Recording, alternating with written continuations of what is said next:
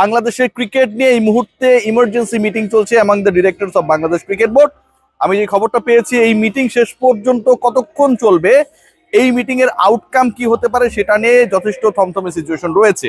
কেন রয়েছে সেই আলোচনাটা মিটিং শেষ হলে নিশ্চয়ই একটা ডিফারেন্ট কন্টেন্টে জানাবো। তবে Bangladesh cricket board, cricketer, cricket সমর্থক, সাংবাদিক সবার জন্য একটা বড় নিউজ। কালের কণ্ঠে মাসুদ পারভেজ ভাই একটা নিউজ করেছেন এবং সেই নিউজটা ভেরি মাচ আমার কাছে মনে হয় significant according to the current situation.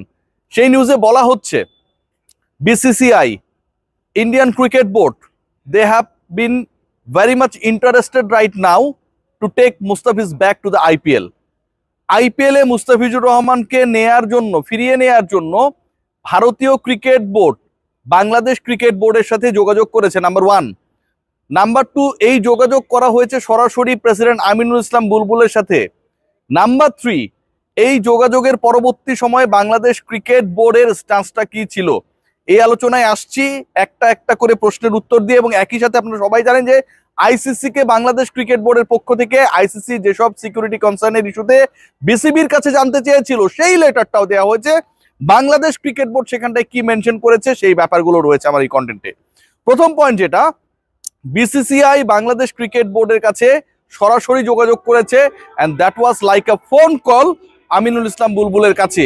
এবং এই যোগাযোগটা হয়েছে, এই ঘটনা প্রবাহ প্রথম যেদিন ঘটলো, অর্থাৎ সকাল সকাল আমরা যেদিন খবরটা পেলাম যে মুস্তাফিজুর রহমানকে আইপিএল এ খেলানো হবে না, তাকে বাদ দেওয়ার জন্য কলকাতা নাইট রাইডার্সকে নির্দেশ দেওয়া হয়েছে। কিছুক্ষণের মধ্যে, কয়েক মিনিটের মধ্যে কলকাতা নাইট রাইডার্সের সোশ্যাল পেজ থেকে মুস্তাফিজুর রহমানকে নিয়ে করা সকল পোস্ট মুছে ফেলতে দেখা গেছে। সেই দিন রাতেই কিন্তু আমরা দেখেছিলাম উপদেষ্টা আসিফ নজরুল তিনি স্ট্যান্স জানিয়েছেন। ঠিক তার পরদিন ভারতীয় ক্রিকেট বোর্ডের একজন উচ্চ পদস্থ কর্মকর্তা সরাসরি বাংলাদেশ ক্রিকেট বোর্ডের প্রেসিডেন্ট আমিনুল ইসলাম বুলবুলের সাথে যোগাযোগ করেন এবং সেই যোগাযোগের প্রস্তাবটা হচ্ছে একদম স্ট্রেইট যে মুস্তাফিজকে তারা আবার ফিরিয়ে নিতে চায়। যেভাবে বাদ পড়েছে ঠিক সেভাবে মুস্তাফিজুর রহমান ব্যাক করবে। ক্রিকেটাররা রিটায়ার্ড হলে আপনারা দেখেন যে চলে যায়, আবার সেবা শুশ্রূষা নেওয়ার পরে আবার ব্যাক করে আসে, আবার ব্যাটিং করে।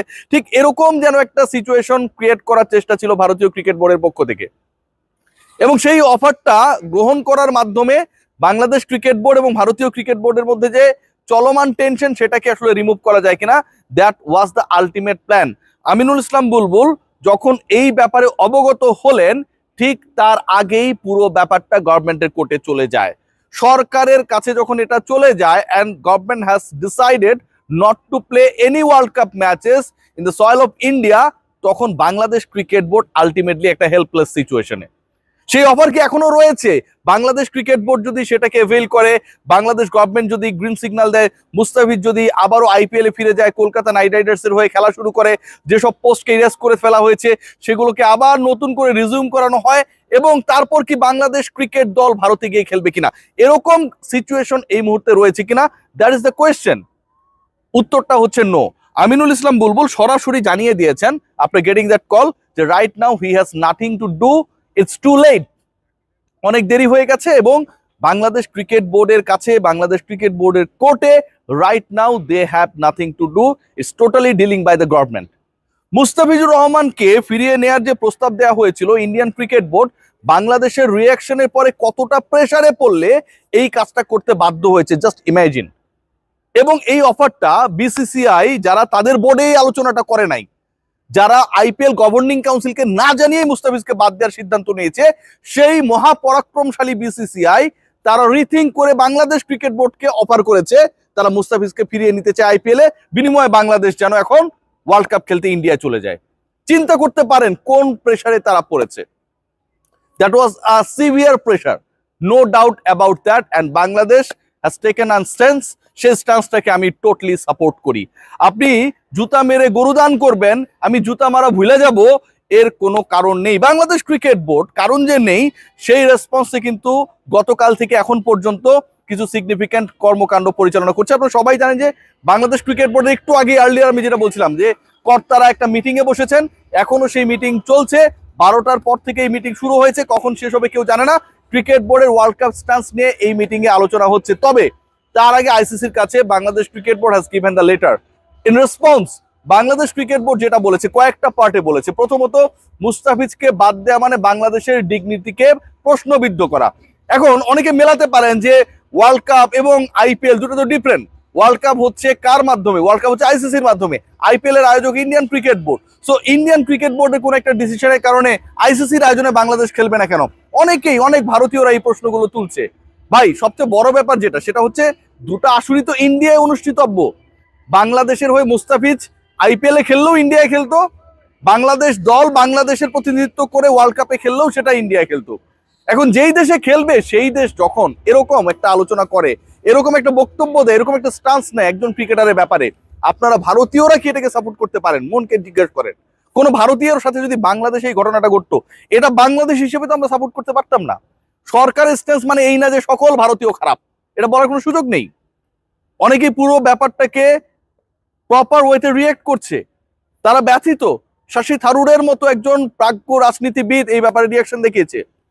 সকল ভারতীয়কে শত্রু বানানোর কোনো সুযোগ নেই, তাদের সবাইকে খারাপ বলার কোনো সুযোগ নেই। কিন্তু ভারতীয় ক্রিকেট বোর্ড যে কাজটা করেছে, সরকার যে কাজটা করেছে ভারতীয়, সেই ব্যাপারটা যে কোনোভাবেই লজিক্যাল না সেটা তো সত্য।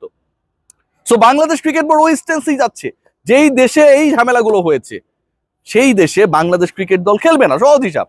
এবং উগ্রপন্থী সংগঠনগুলো যারা একজন মুস্তাফিজকে কেন্দ্র করে সিকিউরিটি থ্রেট ক্রিয়েট করেছে, সেই উগ্রপন্থী সংগঠনগুলো বাংলাদেশ দলের এতগুলো ক্রিকেটার, এবং এখানে ধর্মীয় পরিচয়টাই মুখ্য হয়ে গেছে যে মুসলমানদেরকে অ্যাটাক করো, সেই জায়গায় তারা যে পরবর্তী সময়ে কোনো উগ্রপন্থা গ্রহণ করবে না সেটার গ্যারান্টি কিন্তু কেউ দিতে পারে না।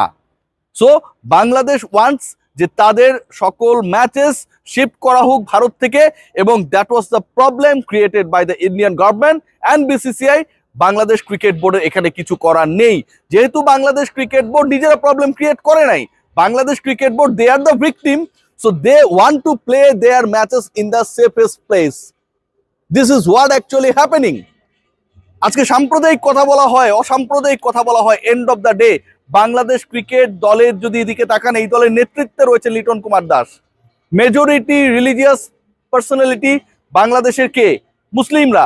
কিন্তু লিটন কুমার দাসকে নিয়ে কোনো মুসলমানের ধর্মীয় পরিচয়ের উপর ভিত্তি করে কখনো কোনো প্রশ্ন তোলা হয়েছে? Liton Kumar Das is our captain, he is the finest cricketer, he is our brand. So this is what the thinking of us.